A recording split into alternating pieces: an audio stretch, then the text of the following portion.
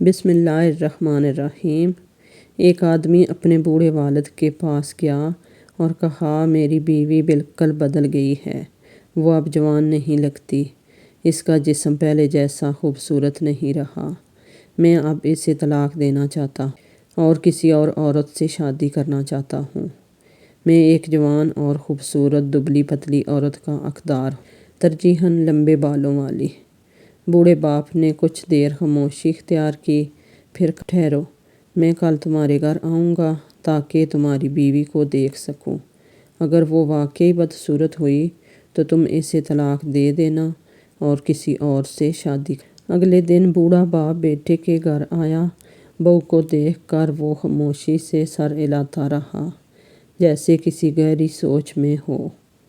پھر کہا، میں تمہیں بعد میں جواب دوں گا۔ 3 دن کے بعد باپ نے بیٹے کو اپنے گھر میں بلایا اور کہا، تم ٹھیک کہتے ہو، تمہاری بیوی واقعی بدصورت اور خوفناک ہو گئی ہے، تمہیں اسے طلاق دے دینی چاہیے۔ سنو، میں نے تمہارے لیے ایک بہتر عورت ڈھونڈ لی ہے۔ وہ ایک جگہ رہتی ہے جسے ایمو کہتے ہیں۔ دنیا میں اس سے زیادہ خوبصورت کوئی عورت نہیں۔ بیٹے نے حیرت سے پوچھا، واہ، زبردست! ابو بتائیے کہ یہ ایمو کہاں ہے؟ میں اس عورت سے جلدی ملنا چاہتا ہوں۔ باپ کچھ لمحے خاموش رہا، پھر حیران کن بات کہی، کیا تم نے غور کیا ہے؟ ایمو کو الٹا پڑھو تو ہوم بنتا ہے۔ وہ عورت تمہارے اپنے گھر میں رہتی ہے۔ دنیا کی سب سے خوبصورت عورت وہی ہے جو تمہارے گھر میں تمہاری بیوی ہے۔ بیٹا بالکل خاموش ہو گیا، وہ کچھ بول نہ سکا۔ تب اس کے باپ نے مزید کہا، میرا خیال ہے تمہیں اپنی نظر چیک کرانی چاہیے۔ لگتا ہے تم اپنی بیوی کو صحیح طرح سے دیکھ ہی نہیں رہے۔ اگر تم روز اپنی دلہن کو اسی اصل خوبصورتی کے ساتھ نہیں دیکھ پاتے جیسی تم باہر کی عورتوں کو دیکھتے ہو، تو مسئلہ تمہارے اپنے اندر ہے۔ تمہاری بیوی نے اپنی جوانی تمہارے لیے قربان کی، اپنا جسم تمہارے بچوں کو جنم دینے کے لیے دیا، زندگی کی ہر اونچ نیچ میں تمہارے ساتھ کھڑی رہی۔ اگر تمہیں وہ خوبصورت نہیں لگتی تو اس کی وجہ یہ ہے کہ تم نے کبھی اس پر دھیان نہیں دیا۔ یاد رکھو، بغیر توجہ اور محبت کے ہر جیتی جاگتی چیز مرجھا جاتی ہے۔ اسے محبت، عزت اور توجہ دو، وہ بھی ویسی ہی کھل اٹھے گی جیسی تم باہر کی عورتیں دیکھتے ہو۔ دنیا میں کوئی عورت اس سے زیادہ خوبصورت نہیں ہوتی جو بیوی اور ماں ہو۔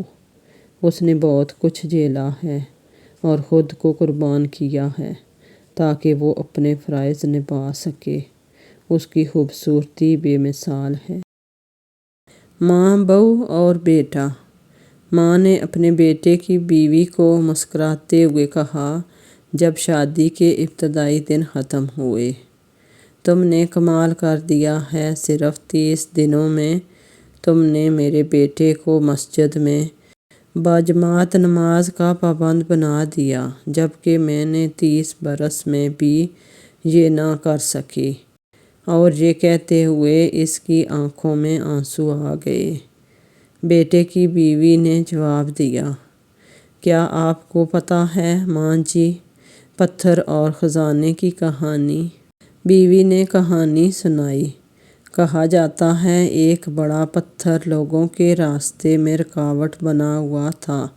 ایک شخص نے ہمت کی اور اسے توڑنے لگا۔ اس نے کلاڑی سے 99 بار پتھر پر ضرب لگائی، لیکن پتھر نہ ٹوٹا اور وہ تھک گیا۔ پھر ایک دوسرا شخص وہاں آیا، اس نے کلاڑی اٹھائی اور ایک ہی وار کیا تو پتھر ٹوٹ گیا۔ سب حیران رہ گئے کیونکہ اس کے نیچے سونے سے بھری تھیلی تھی۔ وہ دوسرا شخص بولا، یہ خزانہ میرا ہے کیونکہ میں نے پتھر توڑا ہے۔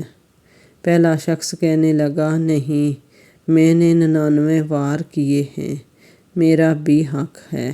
معاملہ قاضی کے پاس گیا۔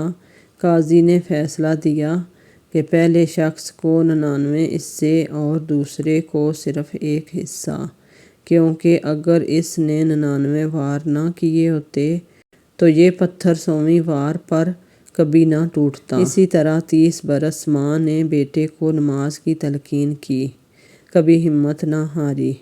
پھر جب بیٹے نے بہو کے اثر سے نماز شروع کی تو ماں خوش ہوئی۔ حالانکہ حقیقت یہ تھی کہ بیوی نے صرف آخری ضرب لگائی تھی، جبکہ اصل محنت ماں کی برسوں کی تھی۔ اور کتنا خوبصورت تھا بہو کا طرز عمل کہ اس نے یہ فضیلت اپنی ذات کو نہیں دی، بلکہ ماں کے صبر و قربانی کو سراہا اور اسے کامیابی کی اصل بنیاد قرار دیا۔ یقیناً اصل اخلاق وہی ہیں جو فطرت سے پھوٹتے ہیں، بناوٹ یا دکھاوے کے بغیر، جو صرف ایک عظیم اور اصیل شخصیت سے آ سکتے ہیں۔ تحریر کو صدقہ جاریہ اور اللہ کی رضا کی نیت سے اپنے عزیز و اقارب اور مقامی گروپس میں شیئر کیجیے۔